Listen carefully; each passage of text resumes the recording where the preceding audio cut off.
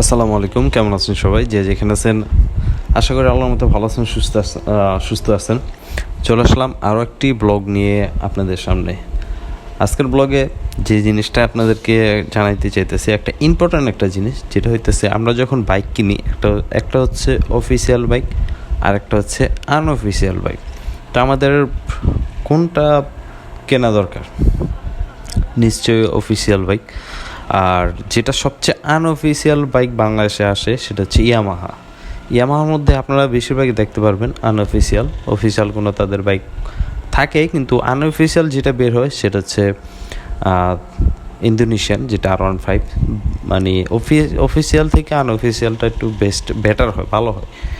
তো এর মধ্যে যেটা হইতেছে, যে জিনিসটা আপনারা যদি অফিসিয়াল একটা বাইক নেন, ওটা দেখা গেছে আপনারা অফিসিয়ালি সার্ভিস পাবেন। আর যদি আনঅফিসিয়াল একটা বাইক নেন ইয়ামাহা, তাহলে দেখবেন ওটা কিন্তু আপনার অফিসিয়ালভাবে কোনো সার্ভিস পাবেনই না। দেখা গেছে আরও যদি পার্টিতে কোনো সমস্যা হয়, ওইটাও মনে হয় আপনারা ওটার ব্যাকআপ পাবেন না। আর যেটা যদি অফিসিয়াল একটা বাইক নেন ইয়ামাহার, যে কোনো একটা বাইক, যে কোনো বলতে সব না, যেমন বেশিরভাগ তো R15, এই জিনিসটা একটু খেলামেলা বেশি হয়। তো এই জিনিসটা যদি আপনারা অফিসিয়ালটা নেন, তাহলে দেখা গেছে আপনারা কোম্পানি যে ওয়ারেন্টি আছে ওই ওয়ারেন্টি তো পাবেনই, আবার যদি বাইকে কোনো সমস্যা হয় ওইটাও অনেকটা সলভ তাদের কাছ থেকে পাবেন। তো এই দুইটা ক্ষেত্রে আপনারা সবসময় একটা জিনিস খেয়াল করবেন, যে অফিসিয়াল বা আনঅফিসিয়াল যেটা নেন। আবার আনঅফিসিয়াল নিয়ে যদি কারো পরিচিত সার্ভিস সেন্টার থাকে, ওইখান থেকে ভালো সার্ভিস পাবেন। তো আমাদের ক্ষেত্রে যেটা হয়, আমরা বেশিরভাগই অফিসিয়াল বাইক নিই। আর যেগুলো বাংলাদেশে আসে টিভিএসে, ওগুলো আনঅফিসিয়াল আসার কোনো কিছুই নেই। তারপরে আপনার হিরো আছে, এক্সব্লেড আছে, এগুলো সবই হচ্ছে অফিসিয়াল বাইক। এই বাইকগুলো কিন্তু ভালো হয়, তো আমরা জানি না, কিন্তু ইয়ামাহা একটু দামটা বেশি নেয়, যার ক্ষেত্রে দেখা গেছে একটু এটার ভাবসব আলাদা। আসলে কিন্তু বাইকের ক্ষেত্রে কিন্তু আপনি দেখতে পারবেন, আপনারা যদি একটা বাইক রাইড করেন ঠিকঠাক মতন, দেখবেন সবগুলো বাইকের পারফরমেন্স আপনি ভালো পাচ্ছেন। কোনো বাইক কিন্তু খারাপ না। সব কিছুর বাইকের একটা লিমিট আছে চালানোর। আপনারা যদি ওই লিমিট মতো চালান, সব বাইকই ভালো চলবে। এমন না যেন শুধু ওই ইয়ামাহা ভালো বা সিবিআর ভালো বা টিভিএস ভালো, এই না।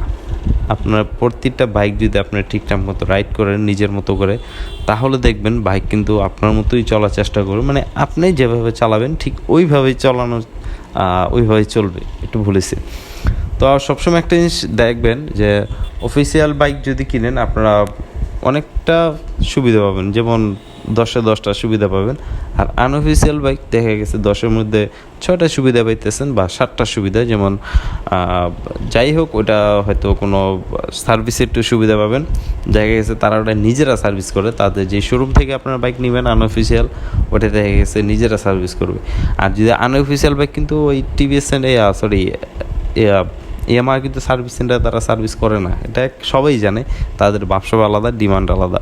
সো আপনারা বাইক কেনার ক্ষেত্রে যারা বোঝেন, আমার থেকে ভালো বোঝেন, তবে ইয়ামাহা যে বাইকগুলো আছে ভার্সন 1, ভার্সন 2, ভার্সন 3, এগুলো তো ভার্সন দিয়ে খেলামেলা। তো এগুলোর ক্ষেত্রে দেখা গেছে কি বেশিরভাগই বাইক আনঅফিসিয়াল কিনা, কারণ অফিসিয়াল বাইকে তাদের কি হয়, ইয়ামাহা R15 ভার্সন 3-তে কিন্তু এই প্রবলেমটা বেশি হয়েছে, যেটা হইতেছে ইন্ডিয়ান ভার্সন যেটা ছিল, মানে রং উঠে যেত এক কথা বলতে গেলে। ওই একটা বাইক যখন আপনি পলি করবেন, আপনার শখের জিনিসটাকে যদি আপনি পলি করেন, তখন দেখতে পারবেন যখন আপনি পলিটা উঠে যাবেন, তখনই অনেক বাইকে এই সমস্যা হয়েছে। তারপর মাঝখান দিয়ে ট্যাঙ্কির যে মাঝখান দিয়ে কিটগুলো ফাইটে যেত, মানে 2 ভাগ হয়ে যেত। তো এটার হয়তো সমস্যার সমাধান হয়েছে, আমি সঠিক জানি না। কিন্তু ইন্দোনেশিয়ান যে ভার্সনটা ছিল, ওই ভার্সনটা বেস্ট এবং পারফেক্ট একটা ভার্সন ছিল। ওটা আমি যতটুকু আমার এলাকায় দেখছি, কম বেশি সবই দেখছি। আনঅফিসিয়াল ইয়ামা বাইকগুলো সবচেয়ে ভালো, দুর্দান্ত পারফরমেন্স করছে। আর দামটাও তো ওরা দূরা, এটা না বললেই নয়। তবে এদিক দিয়ে আবার সিবিআর খুবই ভালো, আমার কাছে সিবিআরটা খুবই ভালো লাগে। যেমন লোক বয়সে আরাম আছে, লং ট্যুর দিয়েও মনে হয় আরাম আছে, কিন্তু ইয়ামাহাতে ওই জিনিসটা আরামটা নাই। তো আমি আসলে এই জিনিসগুলো আপনাদেরকে একটু জানানোর চেষ্টা করলাম, আপনারা কোন বাইক নিলে আপনার সবচেয়ে আপনাদের জন্য বেশি ভালো হয়। তো আশা করি আমার ভিডিওটা ভালো লাগবে।